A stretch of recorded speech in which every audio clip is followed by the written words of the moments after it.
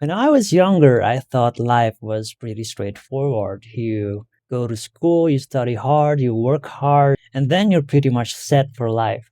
But now that I'm 30, I realize that there are actually lessons that I haven't learned in school or in the office or at work.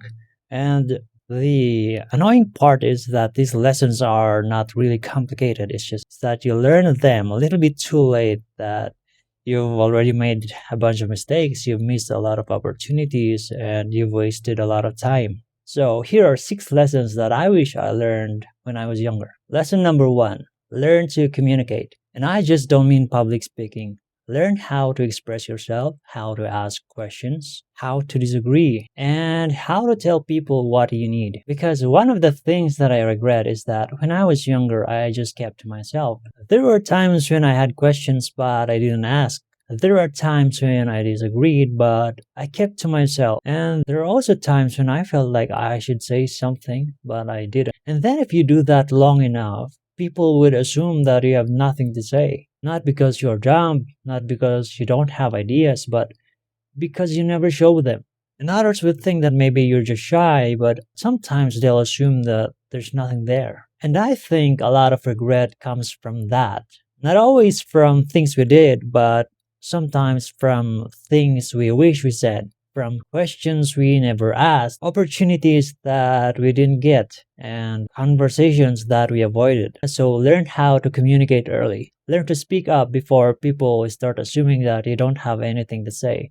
Lesson number 2 is to connect with people. And I don't mean networking or collecting contact information or adding someone on LinkedIn. It's about genuinely connecting with people and building relationships, building friendships. When I was younger, I thought that success was all about working hard. So I kept my head down, work and work and work, and didn't really look at other people. But looking back, most of my biggest opportunities actually came from other people. These are things that I couldn't have figured out myself.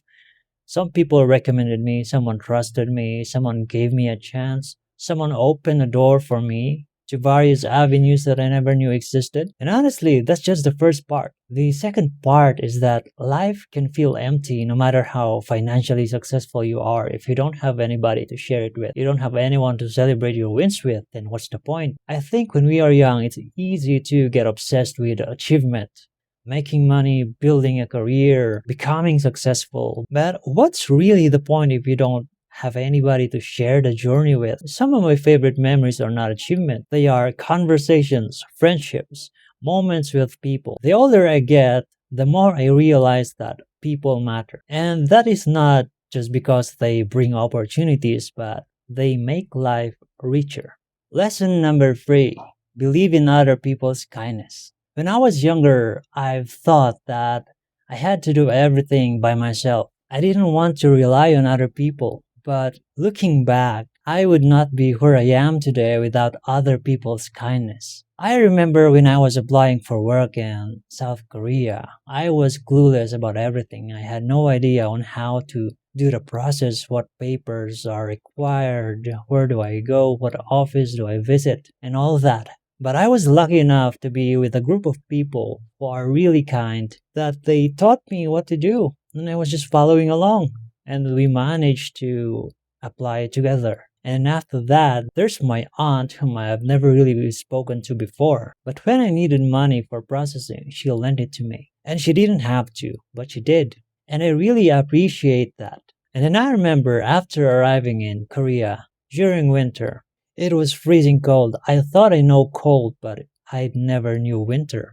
And I didn't have winter clothes, but somebody actually decided to give me their coat. Imagine that. You being in a foreign country, not speaking the language, not knowing anybody, but somebody, even a stranger, would decide to help you. And that moment stayed with me because it reminded me that people can be incredibly kind. And when I am looking back at my life, I keep seeing moments like that. When I was lost, when I was struggling, when I don't know what to do, there always seemed to be a helping hand somewhere. Not everyone, but enough people, enough to completely change the direction of my life.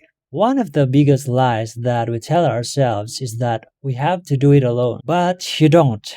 You still have to do the work. You still have to walk your own path, but you don't have to carry everything by yourself. Lesson number 4, don't limit your perspective. One thing I've noticed is that people tend to think that the world they grew up in is the world. The people around them, the jobs that they see, the lifestyles they are familiar with, they assume that that is all there is. I used to think that too because I grew up in a farm and I thought that I'll be a farmer. But then I worked in Korea, I worked in call center, I worked as a VA involved in real estate, and now I'm trying to do YouTube. And every time I step into a new environment, I realize something. The world is much bigger than I thought. There are jobs you've never heard of. There are places you've never imagined. There are skills you've never considered. And there are many different ways of living that you cannot think of. And if you never leave your bubble, you will never know that they existed. Sometimes people are not stuck because they are incapable. They are stuck because they haven't seen the world yet. Lesson number 5. Introduce some chaos. Whenever I'm stuck, my instinct is usually to stay in my room and think about the problem. And somehow my brain convinces me that if I thought about it hard and long enough, I'll eventually figure it out. But most of the time, I just end up in circles because I'm in the same room with the same thought, the same emotion, and the same perspective, and nothing really changes. So nowadays, whenever I feel stuck, I try to change the variables. Sometimes I'll go for a walk. Sometimes I'll just randomly message an old acquaintance. Sometimes I try to sing. Sometimes I'll try to write something. And the point is not what I do. The point is that I do something, anything that interrupts the pattern. Because once the pattern breaks, something interesting happens. My mood changes, the perspective changes, and I would be able to notice things that I've never noticed before. And honestly, a lot of the biggest changes in my life happened because I introduced a little bit of randomness into the equation. I tried something, talked to somebody, go somewhere else, tried something different. The path didn't appear because I sat in my room thinking about it. The path appeared because I moved.